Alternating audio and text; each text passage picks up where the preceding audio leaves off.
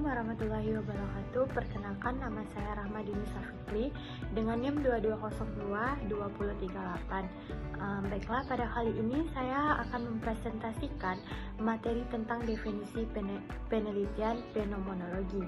Nah, istilah fenomenologi ini secara etimologis berasal dari bahasa Yunani, dari akar kata fenomenon yang secara harfiah berarti itu bisa dibilang sebagai gejala atau apa yang telah menampakkan dirinya. Nah, sehingga nyata bagi kita, yaitu menurut Dwi Jakarta tahun 1962. Nah, fenomenologi ini berasal dari filsafat yang mengelilingi kesadaran manusia yang dicetuskan oleh Edmund Husserl pada tahun 1859 sampai 1932. Nah, pada awalnya teori ini digunakan pada ilmu sosial. Lalu teori ini juga merupakan hasil dari perlawanan teori sebelumnya yang memandang suatu dari paradigma ketuhanan.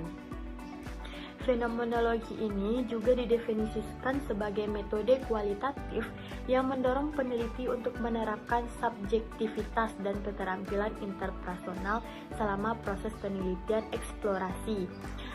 Seperti yang dikutip oleh Atlas Hirsch tahun 2015, yaitu menggambarkan fenomenologi sebagai penelitian yang daripada analisis mendalam dan deskriptif.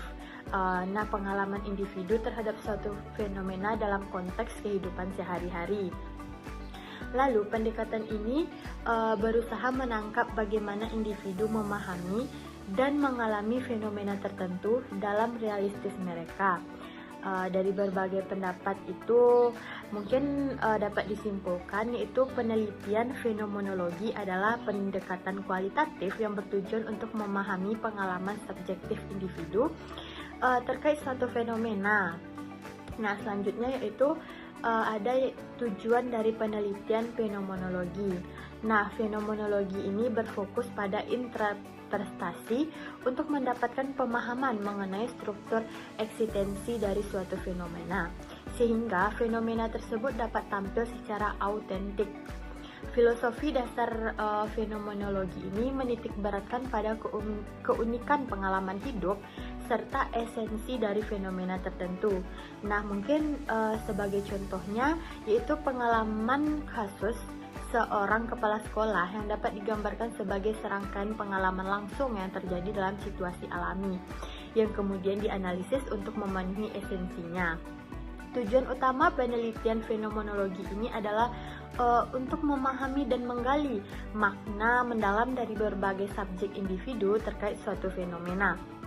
Nah, pendekatan ini berupaya menelusuri struktur eksistensi dari pengalaman tersebut agar fenomena dapat muncul sebagai autentik dalam bentuk aslinya. Dengan kata lain, yaitu fenomenologi ini juga bertujuan untuk menangkap esensi paling unik dari perspektif individu dalam konteks alami, sehingga dapat memperlihatkan ini inti dari pengalaman yang terjadi tanpa interpretasi yang berlebihan menurut Bado tahun 2021. Assalamualaikum warahmatullahi wabarakatuh. Perkenalkan, nama saya Safira Novianti Ramadhani dengan NIM 22022171. Baiklah, saya akan menjelaskan materi yaitu tentang karakteristik penelitian fenomenologi.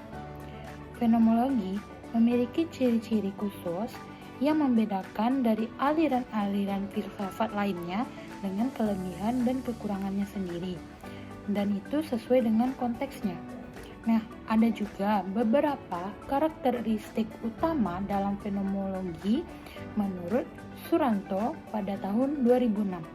Nah, yang pertama yaitu adalah kritik terhadap positivisme, yaitu menurut Huxley, fenomenologi lahir sebagai kritik terhadap positivisme, serta fenomenologi mempersoalkan pendekatan positivisme yang sangat mengutamakan rasionalitas ilmiah baik dalam epistemologi maupun ontologi. Yang kedua adalah aliran interpretatif. Fenomenologi merupakan aliran yang interpretatif yang menganggap manusia sebagai mutlak yang selalu menggunakan interpretasi. Dalam fenomenologi, makna itu tidak dianggap sebagai mutlak, melainkan dipengaruhi oleh interpretasi terhadap pengalaman individu. Yang ketiga adalah kebenaran dari subjektif. Dalam fenomenologi, kebenaran dianggap subjektif dan tergantung pada interpretasi penelitian terhadap data. Nah, kebenaran tersebut bisa berbeda antara peneliti karena adanya interpretasi yang bersifat individual dan tidak selalu mendapat terima secara umum. Yang keempat adalah berpikir induktif dan sistematis.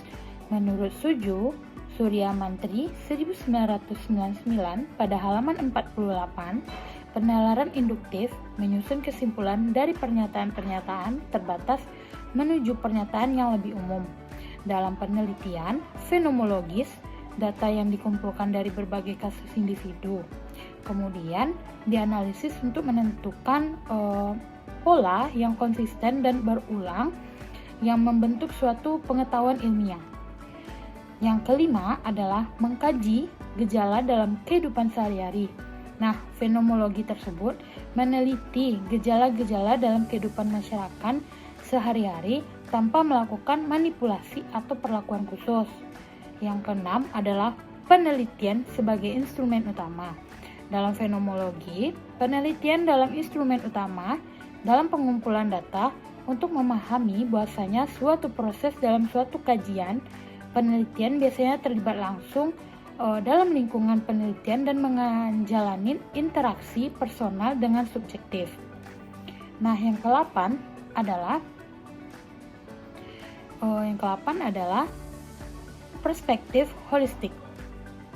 Nah, fenomenologi menekankan pendekatan holistik, yaitu memandang fenomena sebagai kesatuan yang utuh dan kompleks, serta aliran ini berpandangan bahwa fenomenologi lebih baik dipahami secara keseluruhan daripada mengkaji variabelnya secara terpisah.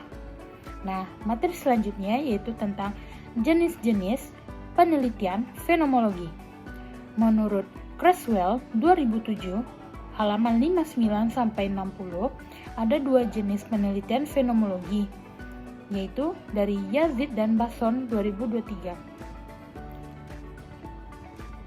Nah, yang pertama adalah hermeneutical fenomenologi. Pendekatan ini dikembangkan terutamanya melalui filsafat Heidegger dan Gadamer. Fenomenologi ini hermeneutik fokus pada pemahaman dan pengalaman pribadi atau hidup yang terinterpretasi teks melalui fleksibel yang mendalam, sehingga peneliti berupaya memahami bahwa makna di balik pengalaman dan teks melalui keterlibatan langsung dengan konteks sosial budaya dan kepartisipasipan.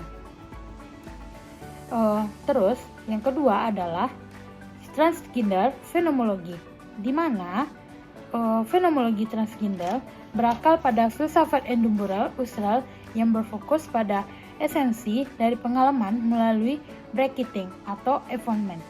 Dalam metode penelitian tersebut berusaha menggambarkan fenomenologi dengan meminimalisasi asumsi pribadi atau prakonsepsi mereka, sehingga deskripsi tetap murni berdasarkan pengalaman partisipasi. Baiklah, mungkin itu saja materi yang akan saya jelaskan. Terima kasih. Assalamualaikum warahmatullahi wabarakatuh. Selanjutnya di sini saya akan menjelaskan langkah-langkah penelitian fenomenologi. Yang pertama, penentuan lokasi dan subjek penelitian dengan memilih lokasi dan informan yang memiliki pengalaman relevan dengan fenomena yang diteliti. Langkah kedua, melakukan pendekatan dengan membangun kepercayaan yang membuat pertanyaan wawancara yang membuka ruang bagi informan untuk membagi pengalaman mereka secara mendalam. Yang ketiga, kita bisa melakukan langkah pemilihan informan dengan memilih individu dengan pengalaman langsung tentang fenomena yang dikaji. Yang keempat, kita bisa melakukan pengumpulan data dengan menggunakan metode observasi, wawancara, analisis dokumen, dan bahan audiovisual untuk memperoleh data kualitatif yang banyak. Langkah yang kelima, kita bisa melakukan dokumentasi data dengan mengikuti pedoman Creswell untuk mencatat wawancara dengan jelas dan memberikan kesempatan bagi informan untuk menambahkan informasi jika diperlukan. Langkah keenam, isu lapangan, mencatat peristiwa-peristiwa yang terkait fenomena penelitian selama observasi. Langkah ketujuh, penyimpanan data dengan menjaga keamanan dan kerahasiaan data dengan penyimpanan yang aman. Langkah ke-8, melakukan pelaporan dengan mengelola data yang terkumpul untuk menginterpretasikan pengalaman informan dan menyusunnya menjadi laporan yang komprehensif. Selanjutnya, saya akan menjelaskan materi teknik analisis data dari penelitian fenomenologi. Yang pertama, kita bisa melakukan teknik deskripsi pengalaman dengan peneliti menggambarkan pengalaman subjek secara menyeluruh. Yang kedua, mengidentifikasi pernyataan kunci, menemukan pernyataan informan, mengidentifikasi dan mengelompokkannya dalam unit bermakna tanpa pengulangan. Teknik ketiga, penjelasan teks, menyusun penjelasan tekstual dengan contoh yang konkret. Yang keempat, refleksi imajinatif, menggunakan variasi imajinatif untuk memahami pengalaman secara mendalam dari berbagai perspektif. Yang kelima, konstruksi makna dan esensi. Kita bisa merangkai pemahaman menyeluruh dari makna dan esensi pengalaman informan.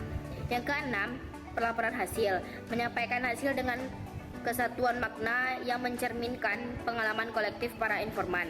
Dalam penelitian fenomenologi, langkah-langkah ini bertujuan untuk menggali pemahaman mendalam tentang pengalaman hidup subjek dalam menghadapi suatu fenomena, serta melaporkan esensi pengalaman tersebut secara jernih.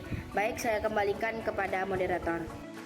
Assalamualaikum warahmatullahi wabarakatuh. Saya Dinda Sakiraya dengan NIM 1902074 akan melanjutkan materi selanjutnya, yaitu tentang langkah analisis data.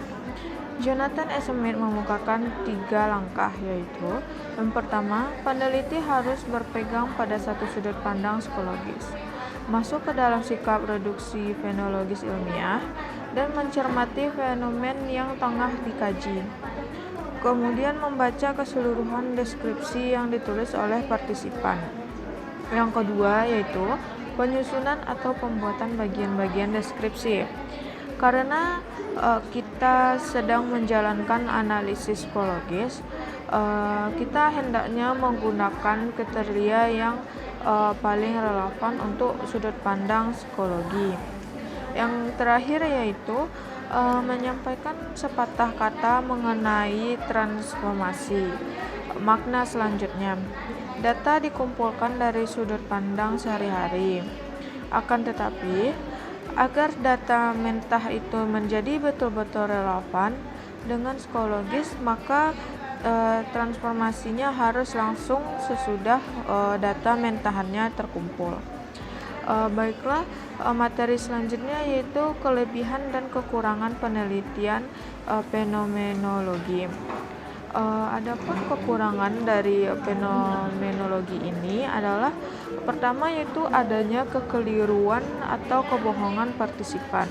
Yang kedua yaitu adanya ketidakjujuran pewawancara akibat singkatnya waktu wawancara.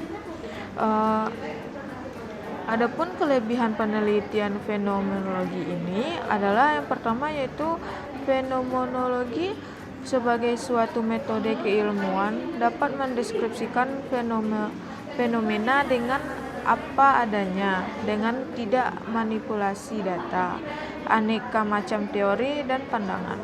Yang kedua yaitu fenomenologi mengungkapkan ilmu pengetahuan atau kebenaran dengan benar-benar yang objektif. Yang terakhir yaitu fenomenologi memandang objek kajian sebagai bulatan yang utuh, tidak terpisah dari objek lainnya. Sekian pemaparan materi dari saya. Assalamualaikum warahmatullahi wabarakatuh. Oke teman-teman, terima kasih sudah menonton videonya.